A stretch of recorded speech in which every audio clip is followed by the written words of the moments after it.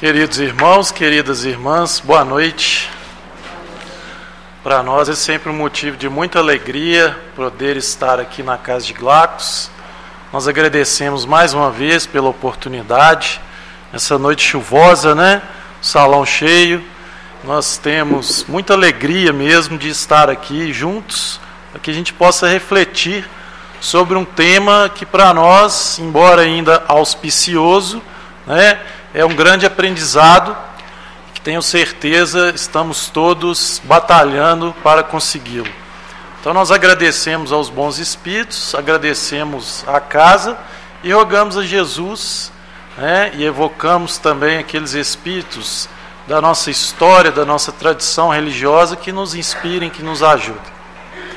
O tema proposto para a noite de hoje é falar sobre o bem e o mal sofrer. E aí, a primeira pergunta que nos vem à mente é: mas espera aí, existe uma forma boa de sofrer? O sofrimento nos faz bem? Então, é isso que nós vamos tentar falar aqui um pouco e mais outras questões. Mas antes da gente entrar exatamente no tema, te gostaria de trazer alguns princípios que são básicos na doutrina espírita. A gente começa a ler o Livro dos Espíritos, lá no início a gente vai perceber que Kardec começa perguntando sobre os atributos da divindade. E num desses atributos, os Espíritos respondem que Deus é soberanamente justo e bom. Não há nada que aconteça que Deus não tenha conhecimento e não esteja dentro da sua lei, de justiça, misericórdia e bondade. Mas isso não significa que Deus criou tudo. Por exemplo, o mal não é uma criação divina. Porque se Deus é soberanamente justo e bom, não partiria dele aquilo que é mal, que é inverdade, que é injusto. É isso? Então, guardemos esse princípio com um outro princípio que nos é caro na doutrina espírita, que é a lei de causa e efeito. A todo efeito existe uma causa. E se a gente for retomar as causas de tudo que acontece, nós vamos chegar numa causa primária de todas as coisas, que é exatamente Deus. Inteligência suprema, Criador do universo, está presente em tudo, mas não é a origem de tudo. É isso? Bom, e um outro princípio que nos é muito importante também na doutrina espírita, que é a ideia de reencarnação.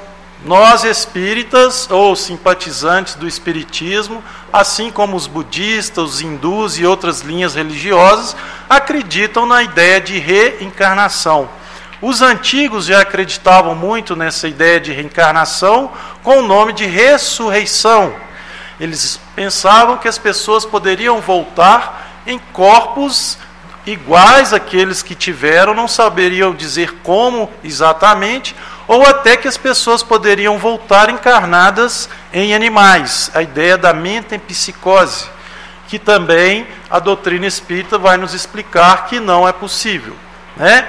Mas a ideia de reencarnação é uma crença muito antiga e que foi abolida da tradição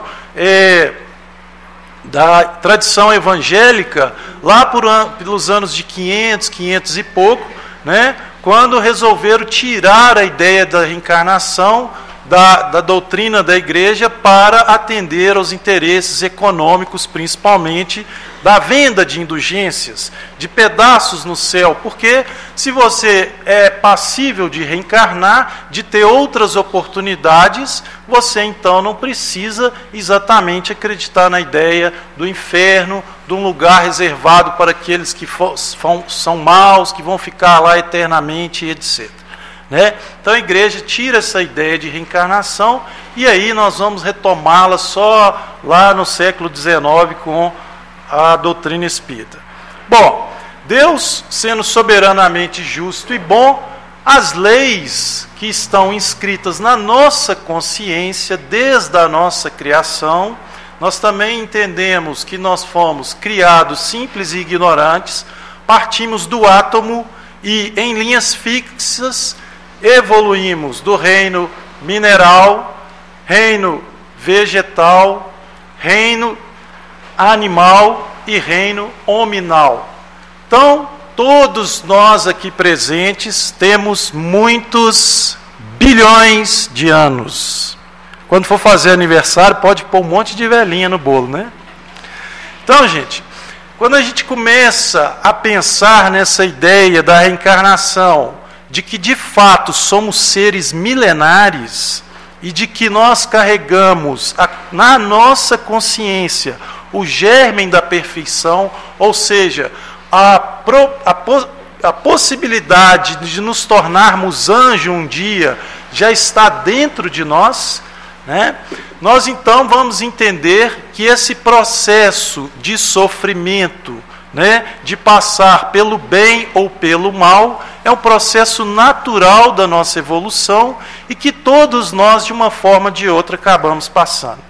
Então, se a gente pensar bem nas nossas dívidas para com o Pai, vamos imaginar que há alguns bilhões de anos, nosso princípio inteligente, que hoje se individualizou, tomou a ideia, né, tomou a forma humana, conseguiu o raciocínio, conseguiu o livre-arbítrio e etc.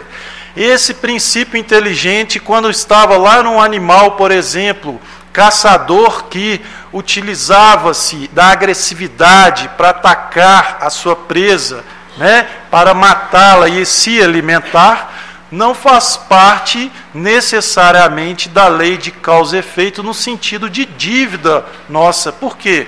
Porque é parte da nossa evolução. Então, se lá nós aprendemos a matar, né, e eu não acho que alguém aqui tenha dúvida de que já tenha feito isso, né, a gente começa então a entender que o bem, o mal, na verdade, eles estão presentes nessa cadeia evolutiva pela qual nós passamos, mas nós seremos julgados, entre aspas, porque quem nos julga é a nossa própria consciência, pelo aquilo que nós cometemos com conhecimento da lei. Então, o selvagem que mata para defender suas terras, o índio, por exemplo, é diferente daquele homem que mata nas grandes centros urbanos para roubar e etc., porque ele tem um conhecimento. Ele já adquiriu um senso moral mais apurado. Então, na balança divina também, atos e atitudes, né, são como os nossos crimes no Código Penal. Eles têm atenuantes e agravantes.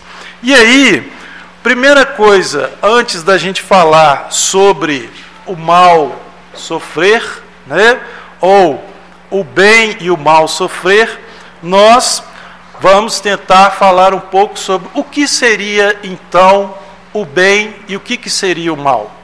No entendimento da doutrina espírita, o mal, na verdade, é a ausência do bem. Toda vez que a gente se afasta da lei de Deus, nós praticamos o mal. Toda vez que nós nos aproximamos da lei divina, nós estamos praticando o bem. Então, a lei divina é a verdade que nos liberta. Conhecereis a verdade e a verdade vos libertará. É isso que nós estamos fazendo aqui na Terra, em busca do conhecimento da grande verdade. Jesus trouxe para nós essa verdade através do Evangelho. É o código moral de nossas vidas. Daqui 10 mil anos, se a gente merecer morar lá em Marte, né, tem gente que já está querendo pagar a passagem para ir lá, 20 milhões de dólares, não é isso? Para daqui uns anos entrar numa nave espacial e ir para Marte. Mas talvez eles estejam um pouco mal informados sobre as possibilidades mais fáceis e mais baratas de ir para Marte, né? Ir para Marte talvez seja mais fácil praticando o Evangelho dia a dia em nossas vidas. Porque ao desencarnarmos, o nosso perispírito estando mais purificado, nós tendo pagado, né, ou resgatado boa parte daquelas dívidas, as viagens interplanetárias nos tornam mais livres. Nós podemos frequentar outros mundos. Nós podemos ir a Marte, mais barato, né?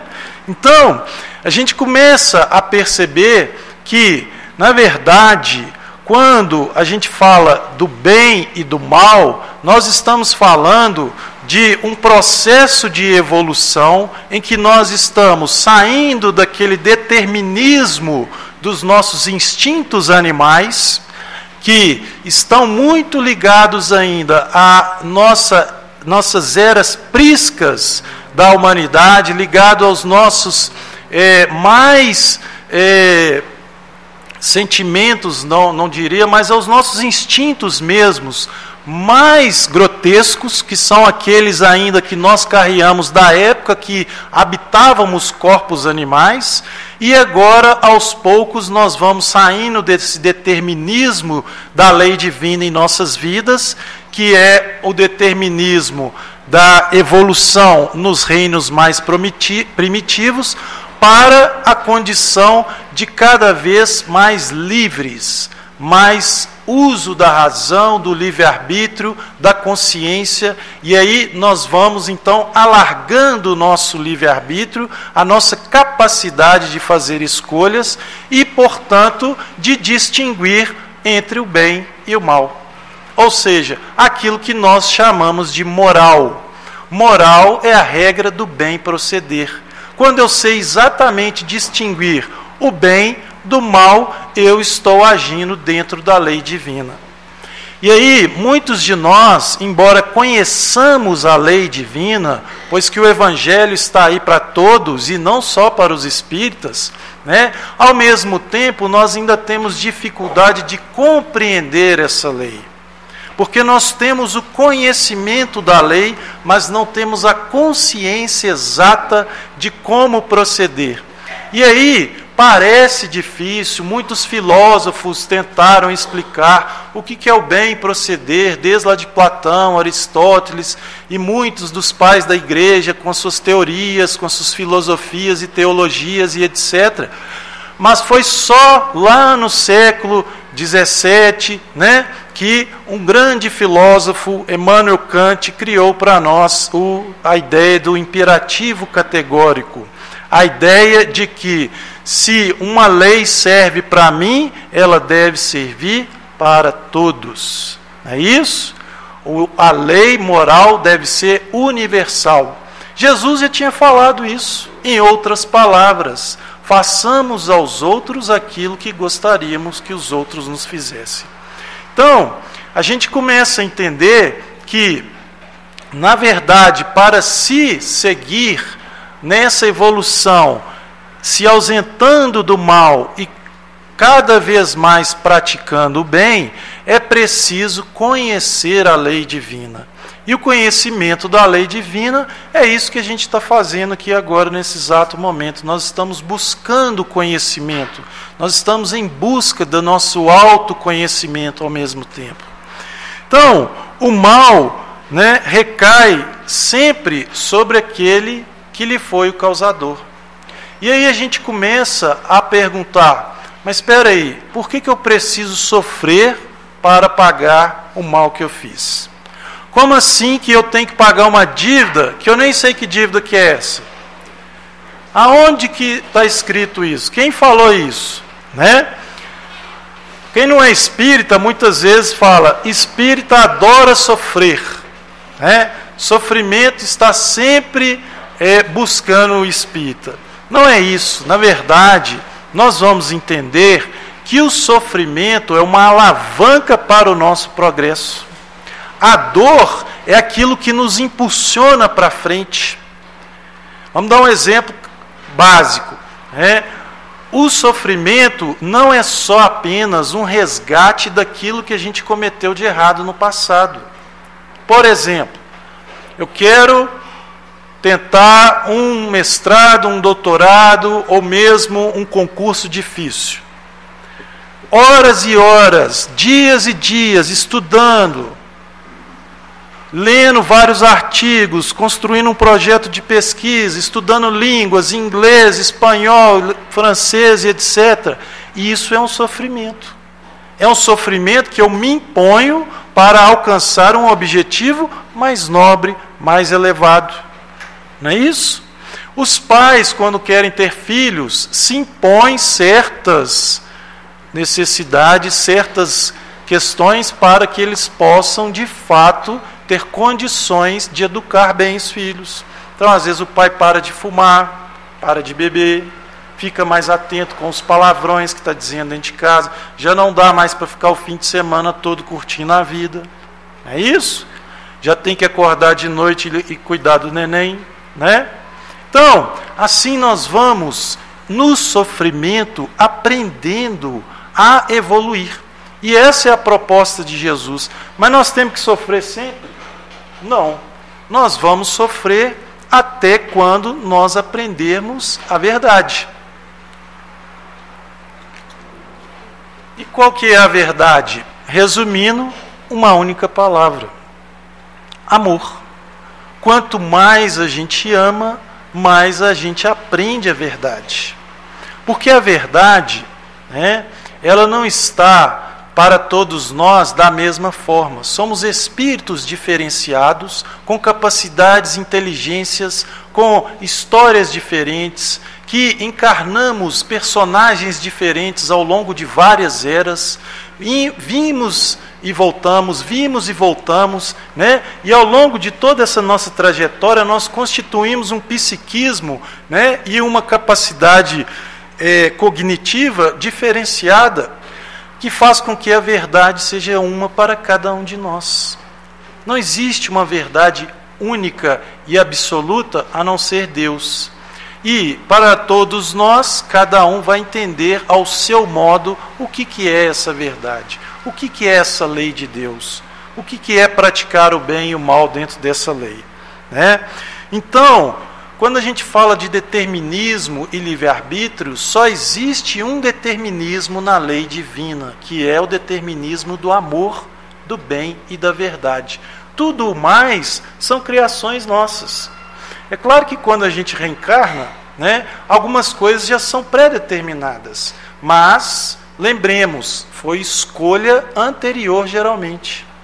A não ser que seja uma encarnação compulsória daqueles espíritos ainda muito rebeldes, contrários às leis divinas, que ficam lá no mundo dos espíritos, às vezes milênios, séculos, chegam nas nossas reuniões mediúnicas e falam: eu desencarnei no ano de 1500, de 1800, né? E aí nós vamos conversar com esses espíritos, e ele está ainda lá na época da Inquisição, ele está ainda lá naquela época da Idade Média, e a gente começa a conversar e a entender a capacidade que aquele espírito tem de compreender a verdade. Então, nós precisamos, na verdade, desse mecanismo do sofrimento, desse mecanismo de aprendizado da lei divina, para que nós possamos galgar novos espaços nessa caminhada evolutiva. Então, quanto mais nós nos propomos a reparar o mal que nós fizemos, mais condições nós temos de resgatar a nossa dívida. E a lei de causa e efeito não é a mesma coisa de ação e reação da lei física. As leis divinas são leis físicas e leis morais. Leis físicas são aquelas que regem as relações da natureza, né, do homem com a natureza, as leis da matéria, as leis que são regidas pela a nossa condição atual de mundo de provas e expiações. Essas leis estão a cargo da ciência, geralmente, né? Descobrir a gravidade, descobrir como que se faz eletricidade, como que se faz para voar sem atrito, como que se cria um celular que fala de um mundo a outro, né? De um país a outro, etc. Agora, as leis morais, geralmente, né, são o objeto de estudo das religiões. E nós estamos, então, no aprendizado dessas leis, constantemente buscando aquilo que Jesus, repito, sempre resumiu na simples exortação: fazeis aos outros que gostaria que os outros vos fizessem. É a mesma coisa do imperativo categórico kantiano, né? Se todo mundo resolvesse atravessar o sinal vermelho, o trânsito ia virar um caos. Então eu vou atravessar o sinal vermelho. Beleza, não tem guardinha vendo, não tem ninguém vendo, eu vou passar. Agora imagine se todos resolvessem fazer a mesma coisa. Essa lei é boa? Não, não é. Essa lei não faz bem para a sociedade. E assim é, né? Então, essa necessidade da gente aprender a sofrer bem, a ideia de sofrer bem está ligada a esse entendimento de que somos espíritos que, ao, vamos dizer na linguajar popular, subir e descer, subir e descer, subir e descer várias vezes, nós acumulamos débitos. Então, quando o sofrimento nos vem à porta, o que a gente quer fazer? Geralmente, como diz lá no interior, a gente quer vazar na braquiária, não é isso? Montar no porco. Né? Eu não quero sofrer. Como assim? Eu sou uma pessoa jovem, bonita, rica, e aí vem um câncer? Meu Deus do céu, eu não mereço isso. Um câncer de mama, né? Um câncer de próstata, vem uma separação, uma morte prematura de um filho, de um pai, de uma esposa, de um marido. Vem o sofrimento, a angústia de viver numa família em que as pessoas não compreendem a minha religião. O sofrimento no trabalho com o chefe que pega no meu pé. Né? E a gente vai querendo sair fora, desviar, arrumar um jeitinho de mudar a história. Muda de trabalho, troca de esposa, não é isso? Muda de religião. E assim a gente vai se distanciando da lei. E aí, necessariamente ou por efeito, nós vamos caindo no mal. Então, quando a gente começa a compreender que esses males, esses sofrimentos, por mais duros que sejam, por mais difíceis que sejam, são a nossa cura, aí a gente começa a entrar na lei do entendimento e da verdade. E não é fácil. Vir aqui ao púlpito e falar é muito fácil, mas fazer realmente é um desafio para todos nós. Por quê? Porque na hora que vem a dificuldade, na hora que vem a dor, só Deus sabe o que cala fundo nos nossos corações. Nós não podemos avaliar a dor que é do outro. Nós podemos nos colocar no lugar do outro e imaginar como ele sofre. Mas o sofrimento é de cada um de nós. Mas Jesus também nos ensinou: vinde a mim todos vós que sofreis e estáis sobrecarregados, e eu vos aliviarei. Jesus não falou, e eu vos retirarei o sofrimento. Ele falou, eu vos aliviarei. Né? Como que a gente sente alívio? Na prece, no passe espírita, na reflexão, na meditação, no entendimento das situações.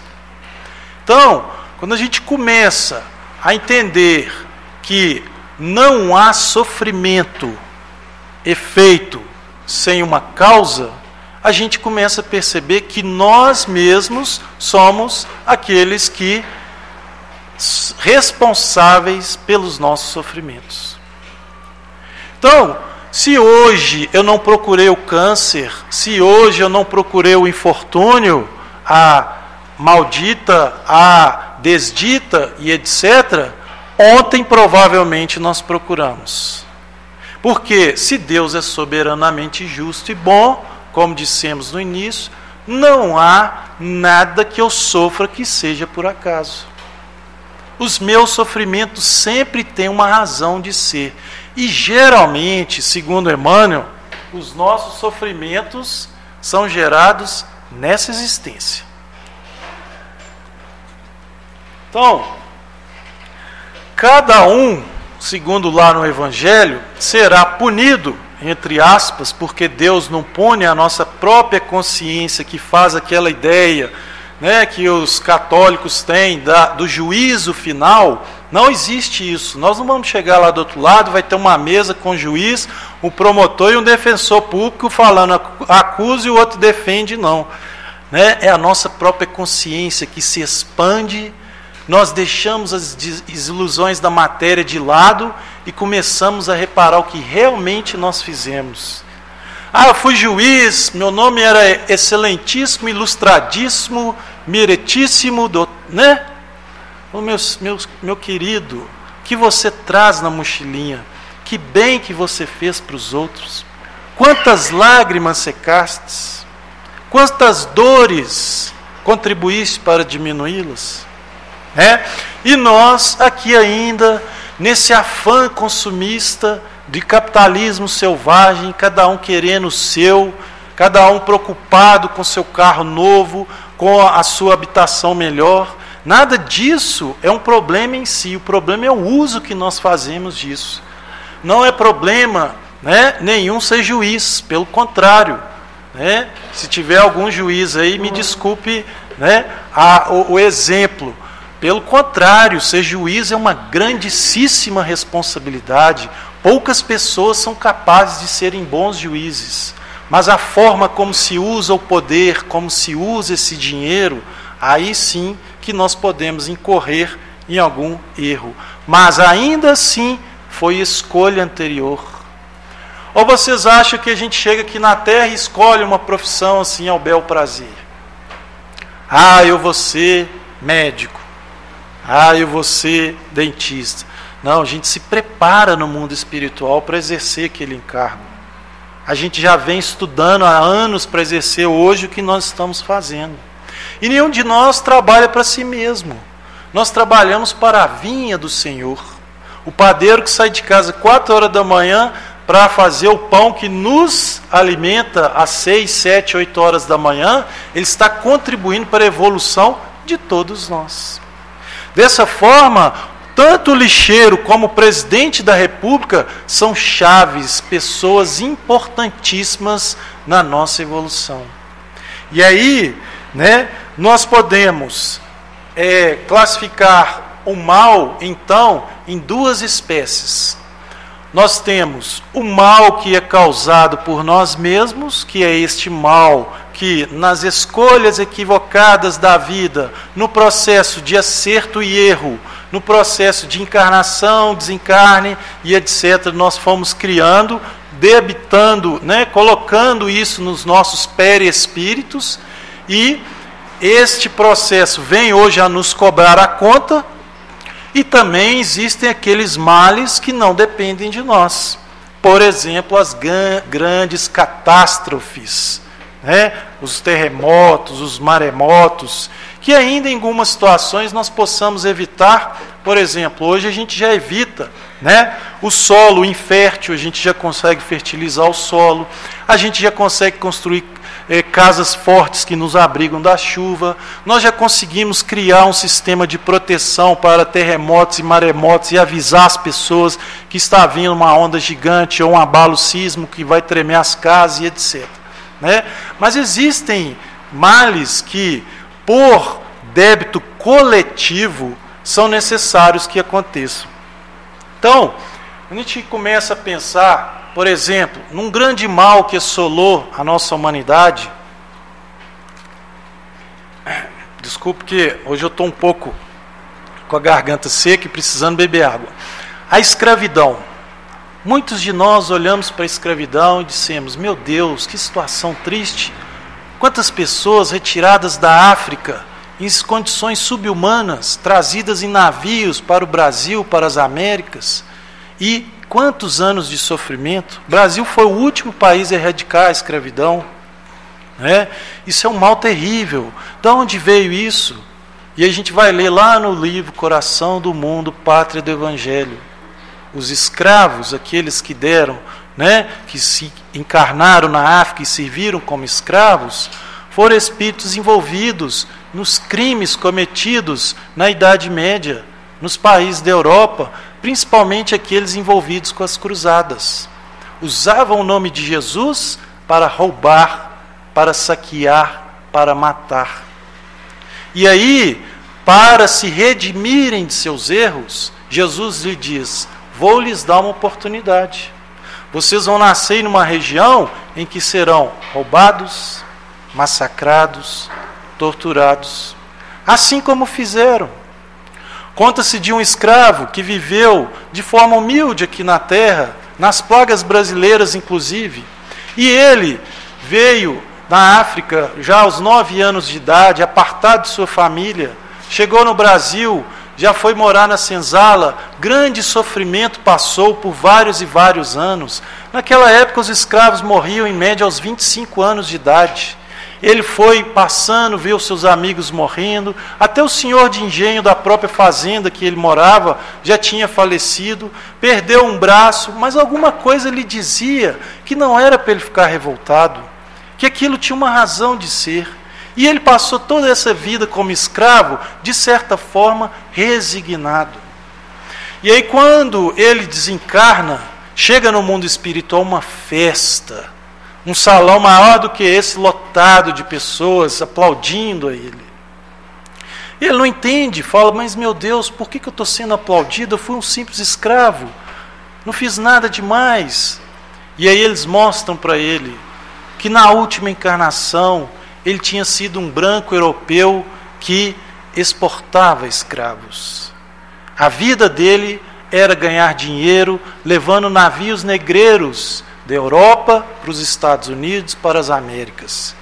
Como um abutre, como um egoísta, como aquele que não se preocupava nem um pouco com a vida humana, ele era, na verdade, uma pessoa que estava muito preocupada consigo mesmo.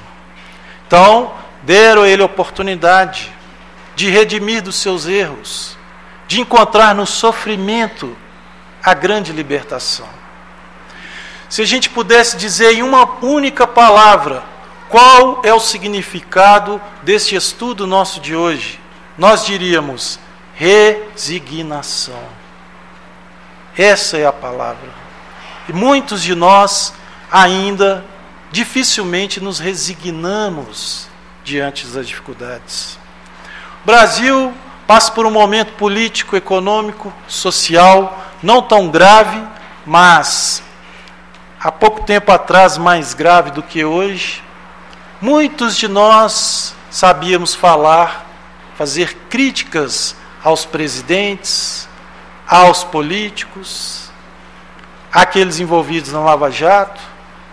Agora eu pergunto, quantos de nós olhamos para essas situações e dizemos, nós estamos no lugar certo, com as pessoas certas, na hora certa. Nós precisamos passar por isso. Quantos de nós já fizemos uma oração de coração para todos esses políticos envolvidos nas tramas do crime? Quantos de nós olha para um deputado desse e fala com sinceridade, bom, ele roubou milhões, será que eu nunca já fiz isso? Quantos de nós, espíritas, acreditamos na ideia da reencarnação, mas não vivenciamos a ideia da reencarnação? Que acreditar que a gente reencarna é lindo. Agora, vivenciar, olhar para o outro com um olhar de indulgência. Porque o bem que nós fazemos vai pesar na balança divina de acordo com a dificuldade que nós tivemos em fazer o bem. Então, dar uma esmola do que está te sobrando no bolso é a coisa mais simples do mundo. Dar um prato de comida para uma pessoa na rua, fazer campanha do quilo, participar do passe, né? São coisas importantíssimas da gente fazer, mas é o primeiro passo para a verdadeira caridade. A verdadeira caridade, segundo ao modo como entendia Jesus, perguntado por Kardec no Livro dos Espíritos, é a benevolência, a indulgência e o perdão. É aí que o bicho pega. É aí que, como diz no interior, a porca torce o rabo. Não é assim? Por quê? Porque ser bom, olhar para os outros e dizer, está roubando, né, a merenda escolar das crianças, em vez de encher a boca de palavrão, encher, né, a cabeça de discussão política e falar que um é bom, o outro é ruim, etc., nós olharmos para essas pessoas com indulgência e olharmos e pensarmos, provavelmente eu já fiz isso também. Né? Eu lembro que certa vez eu conversava com um deputado, né, e ele falava assim comigo, um senhor que já tinha sido deputado, e ele falava assim, fosse você, para dar uma canetada, 200 mil reais, você não assinaria, não? Eu, para não deixar ele sem graça, eu achando, né? Não, eu falei com ele, talvez eu assinasse sim, né? Aí eu saí de perto e pensei, claro que eu não assinaria, né? Aí depois eu fui para casa, na hora que eu deitei no sofá, eu falei, nossa, duzentão, hein? Já pensou? Uma canetada resolvia muito dos meus problemas, né? Dava para andar de Hilux, olha que beleza. Então, a gente acha que está isento dessas coisas, né? E a gente começa a perceber então que a resignação é para nós, de fato, um grande aprendizado. Aprender a ser resignado, a ser caridoso, envolve tudo isso. Envolve menos julgamento do outro e mais empatia, se colocar mais no lugar dos outros. Entender que nós também já cometemos diversas faltas no passado. E aí, né, para a gente continuar aqui, eu queria trazer, o tempo voa, eu queria trazer uma história para nós que é muito interessante, de uma pessoa que soube bem sofrer. A nossa irmã Rosilene aqui falou no início de Paulo de Tarso, é sempre usado para nós como um grande exemplo, né? Francisco de Assis deixou tudo, foi viver pobre, a nos ensinar a bem sofrer. O maior exemplo de bem sofrer para nós é Jesus, mestre, rei, governador espiritual da terra, se fez pequeno, se fez humilde, nasceu numa manjedoura, né? E transformou a nossa humanidade. Mas um que é pouco falado e pouco conhecido na história foi Jan Hus. Alguns já devem ter ouvido falar. Jan Hus nasceu em 1373, a época que a igreja estava partida ao meio, existiam 2 papas que brigavam entre si. E a igreja vendia indulgências, vendia pedaço no céu, lote na lua, né? Isso existia.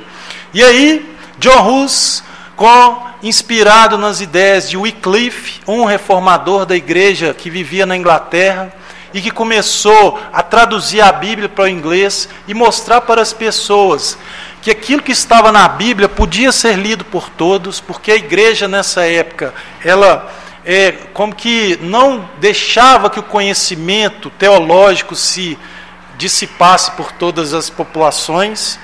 O Wycliffe, então, Jan Hus, inspirado em Wycliffe, começa lá na Boêmia, depois de ter passado pela Universidade de Praga, feito seu mestrado em filosofia, se tornado professor e até reitor dessa universidade com apenas 27 anos de idade, ele começa então a pregar que a igreja, né, não tinha o poder de dizer para as pessoas que elas estavam livres de seus pecados simplesmente por dinheiro.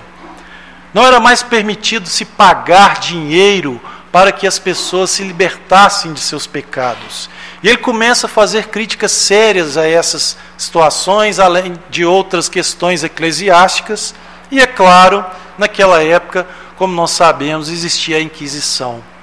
E aqueles que ousassem falar mal da igreja, virava o quê? Churrasquinho, né? Naquela época, era muito comum lançar as pessoas à fogueira. Então, Jan Hus continua falando, pregando, e ele de repente não é mais aceito pelos príncipes, pelo papado da época, e eles resolvem excomungar John Hus. Excomungar significa sua alma vai para o inferno, você vai ficar lá eternamente queimando na mármore, né? Tem gente que acredita nisso até hoje, né? Eu acho que no inferno, se tiver mármore, não deve ser muito, né? Deve ter ardósia lá, mas mármore, talvez não. Mas, tirando a brincadeira, John Hus, então, vai se explicar no Concílio de Constança. Eu estou resumindo a história, ela é mais longa e é claro quem depois tiver interesse, né? E esse concílio é formado por milhares de pessoas, vem bispos, papas, né? Reis, príncipes, nobres, flautistas, cavaleiros de toda a Europa para participar desse concílio.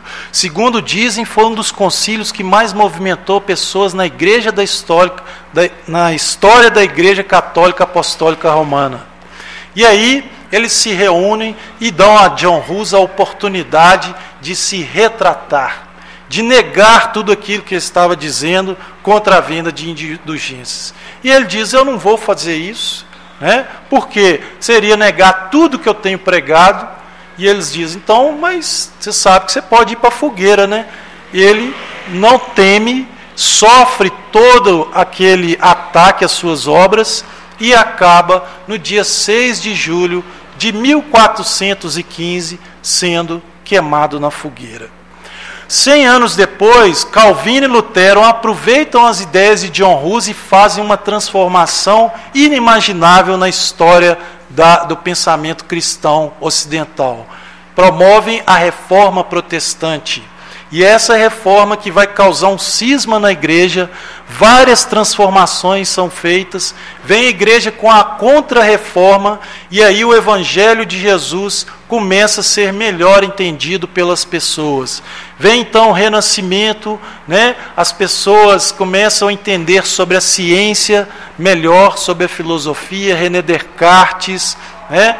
E aí a gente vai ter então o século iluminista, o grande século das luzes, da razão, grandes pensadores, filósofos, artistas, musicistas, né, chegam ao planeta inspirados nas ideias daqueles que os antecederam e ao mesmo tempo enviados por Jesus.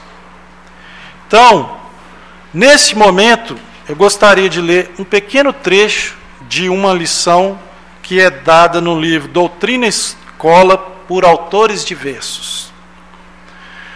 Depois de se dirigir aos numerosos missionários da ciência e da filosofia, destinados à renovação do pensamento no mundo do século XIX, o mestre aproximou-se do abnegado John Hus e falou generosamente. Jesus conversando com John Hus lá no mundo espiritual. Não serás portador de invenções novas, não te deterás no problema de comodidade material à civilização, nem receberás a mordomia do dinheiro ou da autoridade temporal, mas deponho-te nas mãos a tarefa sublime de levantar corações e consciências. Então Jesus dando a John Hus uma grande tarefa, levantar corações e consciências. A Assembleia de Orientadores das Atividades Terrestres estava comovida. E ao passo que o antigo campeão da verdade e do bem se sentia alarmado de santas comoções, Jesus continuava. Preparam-se os círculos da vida planetária a grandes transformações nos domínios do pensamento. Imenso número de trabalhadores no mundo, desprezando o sentido evolucionário da vida, crê na evolução e nos seus princípios destruidores, organizando-lhe movimentos homicidas. Nós estávamos à beira das guerras napoleônicas. Já havíamos tido as grandes revoluções burguesas, né? A francesa e a inglesa, e a americana, desculpe. Em breve, não obstante nossa assistência desvelada, que neutralizará os desastres maiores, a miséria e o morticínio se levantarão no seio das coletividades invigilantes. A tirania campeará a terra. Em nome da liberdade, cabeças rolarão nas praças públicas em nome da paz. Como se o dinheiro e a independência fossem frutos da opressão e da morte. Alguns condutores do pensamento, desvairados de personalismo destruidor, convertem a época de transição do orbe em turbilhão revolucionário. As pessoas estavam com a ideia de liberdade, fraternidade e igualdade para usar, para matar, para saquear, não é isso? Haja vista que Napoleão saiu invadindo todos os países ali, né, em volta da França. E aí, só fazendo um cortezinho aqui, eu quero ler essa parte. Confio-te a sublime tarefa de reacender as lâmpadas da esperança no coração da humanidade. O evangelho do amor permanece eclipsado no jogo de ambições desmedidas dos homens viciosos. Vai, meu amigo, abrirá novos caminhos a sagrada expiração das almas, descerrando a pesada cortina de sombras que vem absorvendo a mente humana. Na restauração da verdade, no entanto, não espere os louros do mundo, nem a compreensão de teus contemporâneos. Os meus enviados não nascem na terra para serem servidos, mas por atenderem às necessidades das criaturas. Não recebem palmas e homenagens, facilidades e vantagens terrestres. Contudo, minha paz os fortalece e os levanta a cada dia. Muitas vezes não conhecem senão a dificuldade, o obstáculo, o infortúnio, e não encontra outro refúgio além do deserto. É preciso, porém, erigir o santuário da fé e caminhar sem repouso, apesar de perseguições, pedradas, cruzes e lágrimas. Eu quis ler porque é tão bonito e é o resumo de tudo que nós falamos aqui. Aquele que quiser realmente seguir Jesus, pegue a sua cruz, renuncie a si mesmo e trilhe o seu caminho. John Hus, aceitando essa proposta sublime de Jesus, vai reencarnar em Lyon em 1804 e se tornar o grande professor Léon Hippolyte Denisard Rivail, que depois, aos 51 anos de idade, se transforma em Allan Kardec, o grande codificador dessa doutrina tão consoladora. Mas para isso, para atingir esse cume da resignação, da paciência, da luta pela verdade, numa encarnação, não sabemos se é a última antes de Kardec, mas, segundo irmão X Humberto de Campos, como John Hus, aos 42 anos de idade, foi queimado na estaca, vivo. E depois, como Allan Kardec, sofreu os mais atrozes sofrimentos, foi vilipendiado, foi ridicularizado, foi atacado, mas aguentou firme, segurou as pontas.